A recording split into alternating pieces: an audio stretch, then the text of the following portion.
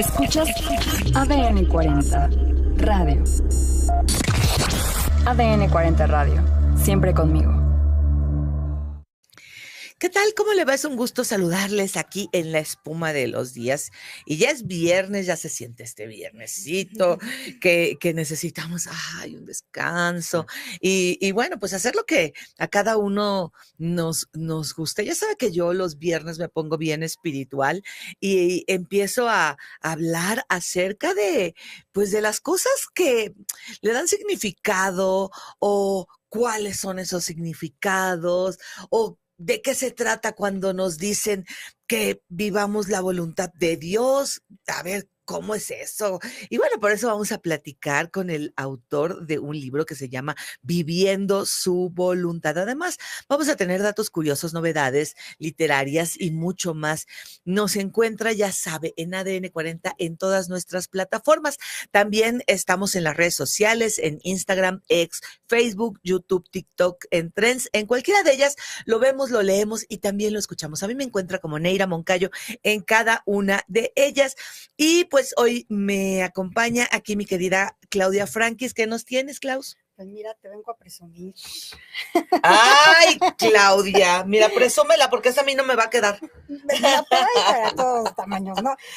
A presumirte porque ya estamos prácticamente arrancando juguetón y va a arrancar con una carrera con causa el 1 de diciembre en los viveros de Coyoacán. Se va a poder correr 3, 5 o 10 kilómetros. Pueden asistir toda la familia, hay varias categorías, mujeres, hombres, niños, así es que todo esto es para llevar sonrisas a los niños Día de Reyes. Ay, qué padre. Usted sabe que me encanta esto del juguetón porque ya son 30 años donde Jorge Garralda y todo un equipo está al frente. Jorge, sin embargo, mire, no sabe cuántos hay voluntarios cargando juguetes, llevándolos, haciendo una gran labor para que un juguete vaya a la Sierra de Songolica o vaya a cualquier lugar. Y de verdad, ver por aquellos niños que no tienen, pues, quien les dé un juguete, ¿no? Porque hay prioridades y muchas veces la prioridad es comer, ¿no? Entonces, aunque, ¿sabes qué?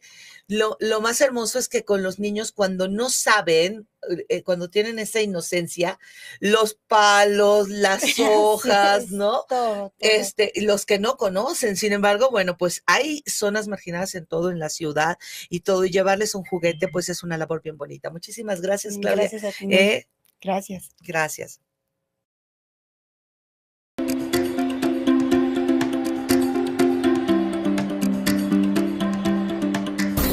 Escuchas ADN 40 Radio.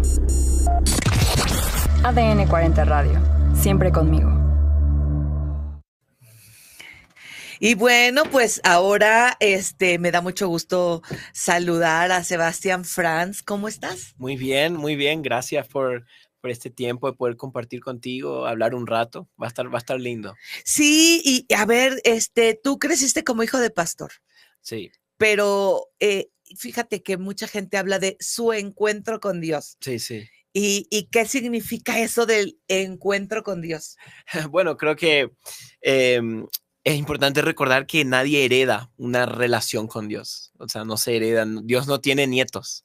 ¿En qué sentido? De que cada uno tiene su propia historia con Dios, su propio camino donde fue encontrándolo, donde fue descubriendo lo que Dios tenía para su vida. Y eso fue conmigo. Yo nací en la iglesia como hijo de pastor. Para mí la iglesia era lo normal. O sea, era mi rutina de día a día y llegó un punto de mi adolescencia donde sí, yo era cristiano, sí, iba a la iglesia porque, bueno, no me quedaba de otra, pero no tenía esa relación viva con Dios, ¿no? Entonces fue a mis 14, 15 años donde pasé de saber de Dios a conocer a Dios, que creo que ahí es cuando la cosa cambia. Creo que... Porque mira, quienes nos encontramos con Dios por ya de adultos, con una causa,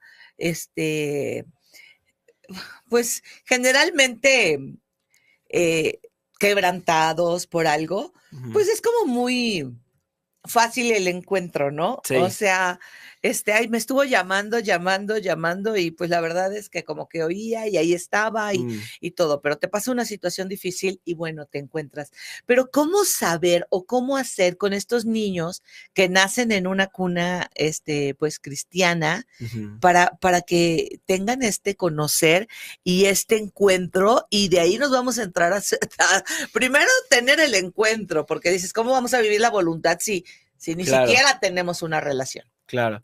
Bueno, creo que eso es algo que no lo podemos forzar nosotros. ¿En qué sentido? De que empieza obviamente con un corazón dispuesto, pero es Dios al mismo tiempo quien te lleva a ese encuentro con Él. Y hay veces que uno no quiere ceder porque estamos tan metidos en nuestras vidas, en nuestras cosas, que si uno no cede, uno no quiere acercarse a Dios, va a ser muy difícil poder tener ese encuentro con Él. Entonces creo que son dos lados. Un lado donde Dios está completamente dispuesto, pero el hombre también tiene que estar disponible o querer acercarse a Él. Y a veces, como tú dijiste, la vida o los golpes de la vida, las situaciones que todos pasamos, son esas ocasiones que nos llevan a acercarnos a Él. Son las cosas que la mayoría de las personas siempre acude a Dios cuando está en el hospital y cuando se entera de un diagnóstico que no era bueno o pasa algo grave, ahí todos miramos al cielo, ¿verdad? Hasta los ateos, el que no cree en Dios, en momentos donde la papa quema, como se dice, miramos arriba para decir, hey, Dios, ¿dónde estás? Entonces, creo que a veces como humanos siempre tendemos a rechazar la incertidumbre de la vida. Todo lo que nos trae incertidumbre, no, por favor, que eso no venga a mí. Pero yo trato siempre de decir que la incertidumbre puede ser una gran oportunidad para encontrarte con el Dios que te creó, ¿no? Encontrarte con esa razón por la cual estás aquí en la tierra.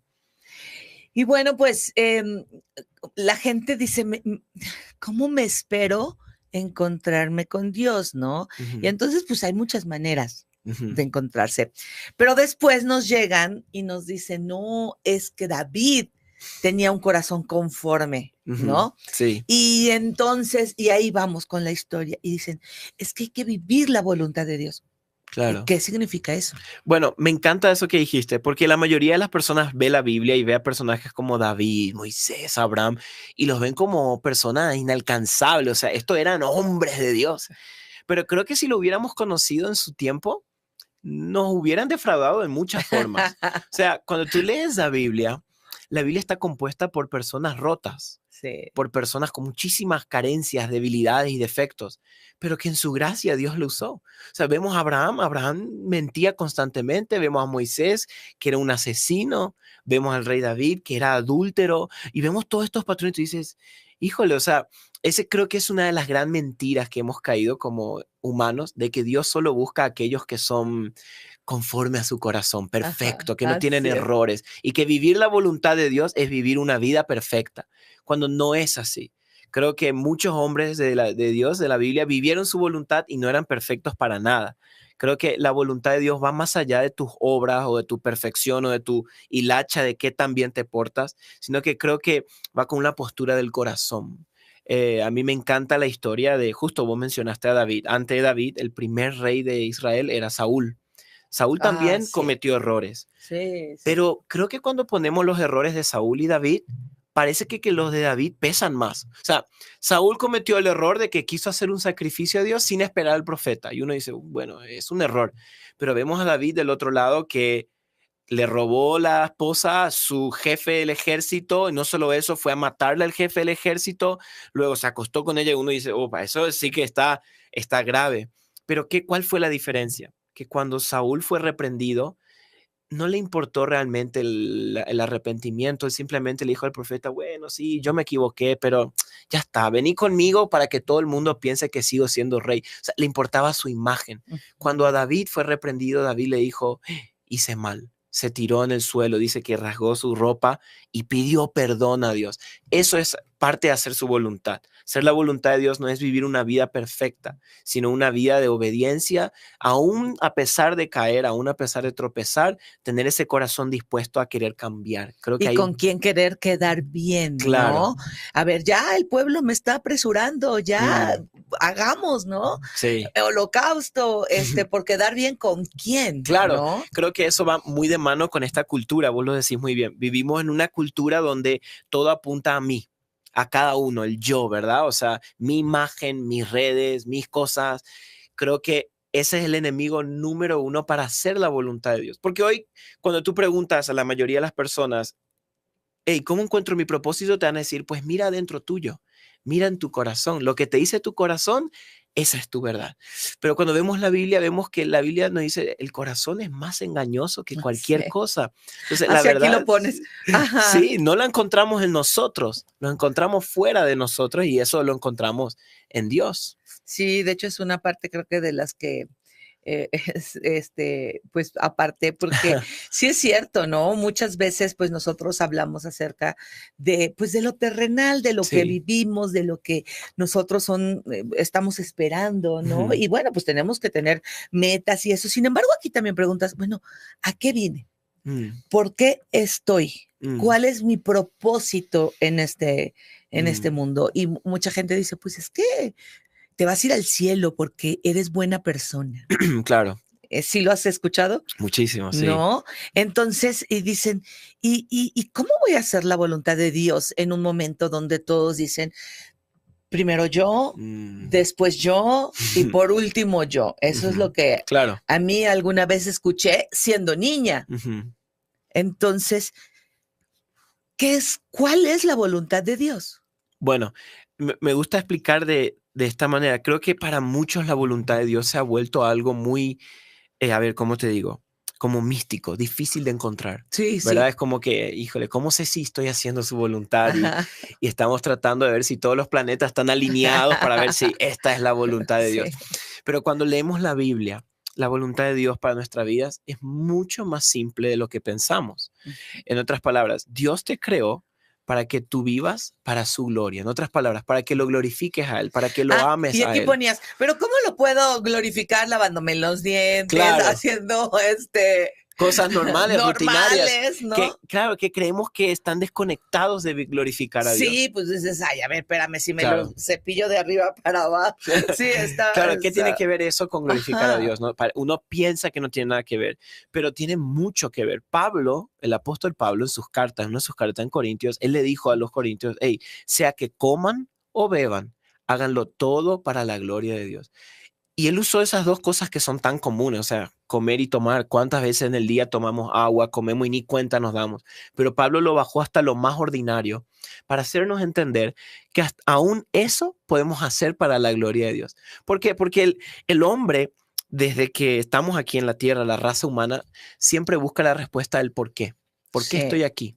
¿Verdad? Es la respuesta que yo creo que los ateos, por ejemplo, no pueden responderla, porque según la vista de a los ateos, dicen que somos tú y yo una masa de carne que anda por ahí, que es cuestión de la evolución, y bueno, no hay propósito, no hay razón, nada es real, nada vale la pena, entonces tú mueres y ahí se queda.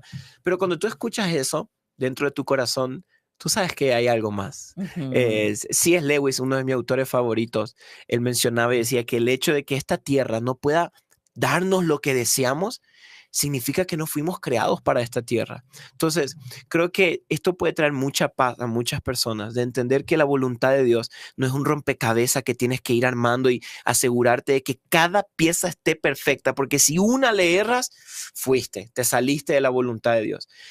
Qué impresionante es recordar que en la gracia de Dios, aún tus errores pueden funcionar como un bien para tu vida. En otras palabras, aún tus equivocaciones y errores pueden servirte para un bien mayor cuando tú amas a Dios con todo el corazón. Entonces, esto me da muchísima paz a mí el entender que, y me gusta explicar de esta manera, que la voluntad de Dios es como el GPS que tenemos en el carro. Ujú. Tú solo asegúrate de tener el GPS. Si en el camino te equivocas, de repente doblas donde no tenías que doblar, el GPS te dice, hey, recalculando y te vuelve a poner, ¿no? Creo que la voluntad de Dios es igual. Solo asegúrate de amarlo con todo el corazón, de glorificarlo en lo que sea que tú hagas en tu día, cambiando pañales, cocinando, trabajando en la casa, de hacerlo todo para Él. Y aun cuando en el momento de tu día te equivoques, aún esos errores Dios lo puede usar para su bien. Puede, como se dice, restituirlos. No hay ni cosas malas que podamos hacer que Dios no lo pueda usar. Fíjate, y en una parte aquí del libro me gustó porque dice, glorificar a Dios en todo lo que hago es buscar el bien por mi prójimo y por el mío. Dice, mostremos que amamos genuinamente a Dios cuando demostramos amor por nuestro prójimo. Y te voy a confesar que dije, ay, pero luego hay cada prójimo. Cada uno, ¿no? Claro, es que, bueno, esa parte a mí me ha marcado mucho porque cuando Pablo escribió esto, sea que coman o beban, háganlo todo para la gloria de Dios. Algunos han entendido que Pablo estaba hablando de la excelencia, ¿no? Hagan todo con excelencia, pero en realidad... sí, así es como te lo enseñan. Claro, hace todo lo que hagas con excelencia, como para Dios. Y sí, puede ser una interpretación factible, obviamente hay que hacer con excelencia, pero no era lo que Pablo tenía en mente cuando escribió eso. ¿Por qué? Porque si lees el contexto del capítulo, Pablo estaba hablándole a los corintios sobre un problema de que había algunos ahí en la iglesia que comían comidas sacrificadas a ídolos y le estaban dañando la conciencia a otros y otros le estaba afectando. Entonces Pablo le dijo, hey, sea que sea lo que tú hagas, mover esto aquí o poner esto allá o comer algo, primero piensa, ¿cómo va esto a edificar a mí el que tengo al lado mío, a mi hermano? Y creo que eso es un paso clave si queremos vivir para la gloria de Dios. En otras palabras, la mejor manera de amar verticalmente es amando horizontalmente. Wow. ¿Me entiendes? Entonces, imagínate cómo cambiaría tu vida si todo lo que tú haces, piensas, tuiteas, publicas, hablas o haces, primero piensas, ¿cómo va a afectar esto a alguien, a mi hermano, a los que tengo a mi alrededor? ¿Esto lo va a edificar o a alguien lo va a sentir menos? Cambiarían todas tus acciones. Sí, y así pensáramos todos igual, ¿verdad? Claro. Sería de un lado para otro, ¿no? Imagínate. Y bueno, pues sí, es que dice, habla también, ¿no? De esta parte donde dice, el mayor enemigo del lugar secreto. Es el lugar donde, en teoría, tendríamos que tener esa intimidad, comunión, cercanía, donde le cuentas, hoy me molesté, hoy pasó esto, hoy. Pero, ¿cuál es ese enemigo? Bueno, tú sabes que el hombre, no sé a ti, pero a mí, por ejemplo, me encanta ir a lugares donde hay campo, árboles y silencio, quietud. Creo que todos amamos ese momento de silencio, pero hay un problema. Vivimos en una cultura donde está tan acelerada, todo está tan apurado, todo está tan avanzado que vivimos todo el tiempo con esa ansiedad de apuro, ¿no? De que tengo que ir allá, tengo que hacer esto, tengo que llamar, tengo que comer y ni tiempo para comer tenemos. Igual cuando comemos ponemos el celular ahí, ¿verdad? Y mientras comemos miramos algo. El mal de esta generación a veces es eso, el apuro. El apuro es lo que nos está matando por dentro. El apuro, la ansiedad, la preocupación, el estar todo el tiempo corriendo es algo que de a poquito nos está esterilizando aquí adentro del corazón, porque no sé si alguna vez escuchaste la ley de las 10,000 horas, ¿no? Que si quieres ser profesional o experto en algo, tienes que dedicarlo 10,000 horas a eso. Entonces, ¿qué quiere decir esto? De que hay muchas personas que pudieran haber tenido mucho más éxito en su vida, pero no lo tienen porque no se han dedicado a algo específicamente. ¿Por qué? Por el apuro y la distracción. Creo que esos son los dos males que nos están atacando tanto a nosotros. Las redes, los celulares. Fíjate que la persona promedio pasa 4 horas y media por día en el celular. Al final de tus días, eso va a sumar hasta aproximadamente 7 a 8 años mirando una pantalla. Yo más. Sí, bueno, sí, de verdad. En el trabajo, o sea, pues trabajamos con los celulares. Claro, imagínate. Me están escribiendo, mi querida Leslie, que si nos está escuchando, cuando llega aquí a las 6:30 de la mañana y Germana a las 12 de la noche. Claro, imagínate. O sea, todo el día. Pero ahora imagínate, ok, vamos a poner parte de tu trabajo, usas eso como trabajo, una herramienta, bien. Pero la mayoría y muchas personas ni siquiera es trabajo, es distracción, es ocio. Reels. Es escroleo continuo. Uno no se da cuenta y estuviste en el sofá 1 hora y media scrolleando y dices, híjole. Entonces, no te preocupa que habrás pasado 8 años de tu vida mirando una pantalla. O sea, imagínate todo lo que pudiste haber logrado, todas las áreas que te pudiste haber hecho experto. Ay, no me digas. Músico, no sé, artista, lo que sea que tú hagas. Entonces, aquí está el tema. A veces, lo que yo le digo a muchas personas me dicen, Seba, siento que mi amor por Dios menguó, como que ya no siento la misma pasión, como que ya me da lo mismo. ¿Cómo hago para tener más pasión por Dios? Y yo le digo, no te falta más pasión, te falta menos distracción. Ahí está el problema. No te falta más amor por Dios, te falta quitar menos distracciones de tu vida. Cuando empieces a quitar eso, vas a ver que tu amor otra vez va a empezar a crecer. A ver, pero ahorita te voy a escuchar gente que a lo mejor te dice, ay, no, pero yo amo a Dios, Ujú. ¿sabes?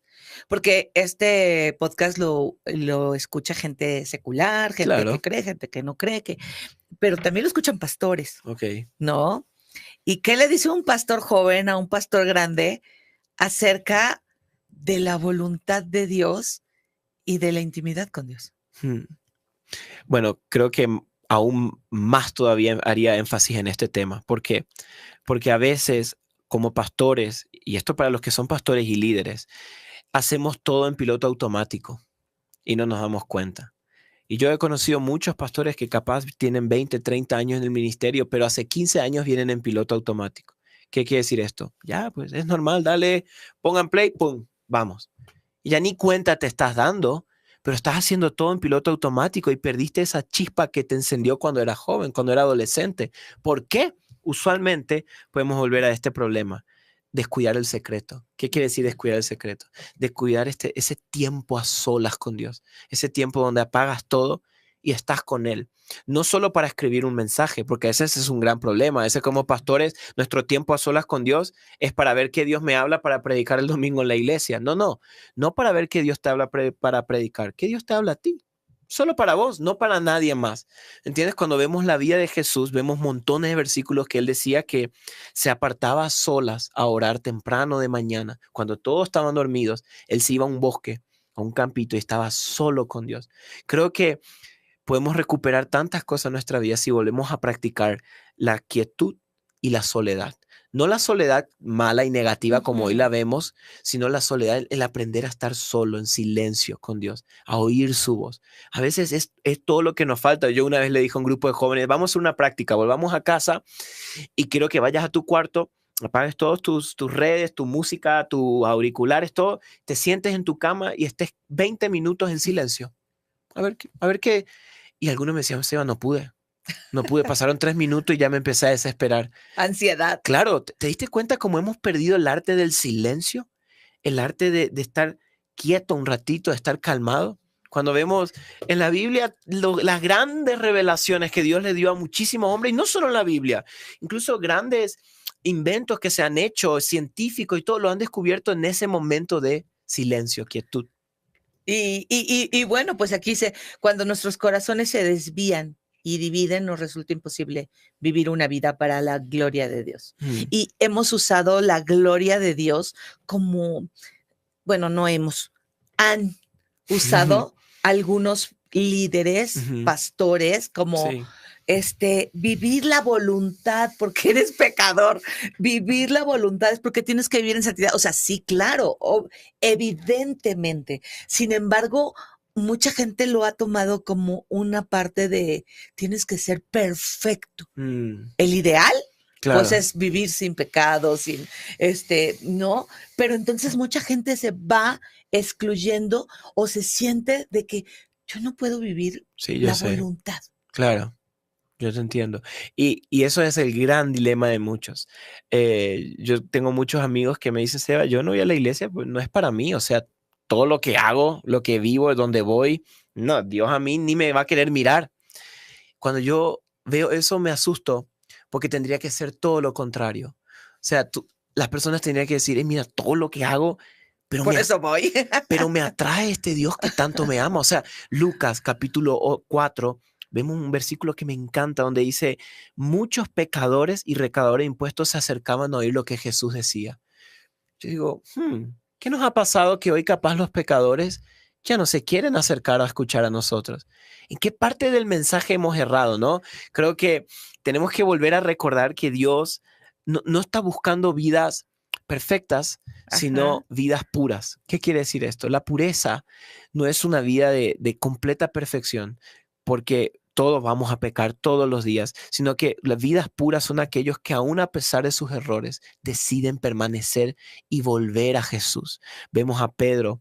Pedro lo negó 3 veces a Jesús. Cuando Jesús estaba a punto de ir a la cruz, vemos en la Biblia que 3 veces negó y la última hasta se maldijo él mismo y dijo, yo no conozco a Jesús. Uno ve eso y dice, híjole, este sí que no es perfecto. Pero ¿qué pasó? ¿Cuál fue la diferencia entre Pedro y Judas? Porque Judas hizo lo mismo. Sí, exacto. O sea, si vemos, no hay mucha diferencia. Este Sí. negó 3 veces, el otro lo entregó. Ujú. Pero hay una gran diferencia. Aquí está la cosa. Judas hubiera tenido perdón capaz si hubiera vuelto a Cristo. Pedro volvió. Pedro dijo, mira, Señor, la regué, como decimos, la hice mal, pero aquí estoy. ¿Qué Sí, hago? Mi pastor nos acaba de decir lo mismo. En serio. Nos acaba de poner ese ejemplo de, a ver, ¿ustedes qué creen que hubiera hecho?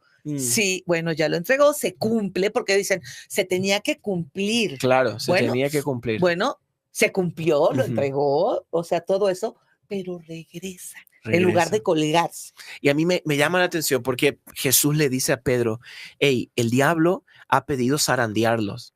O sea, en otra zarandear quiere decir como sacudirlos. Sacudir. Lo interesante que Jesús le dice, pero yo rogué al Padre que su fe no falle.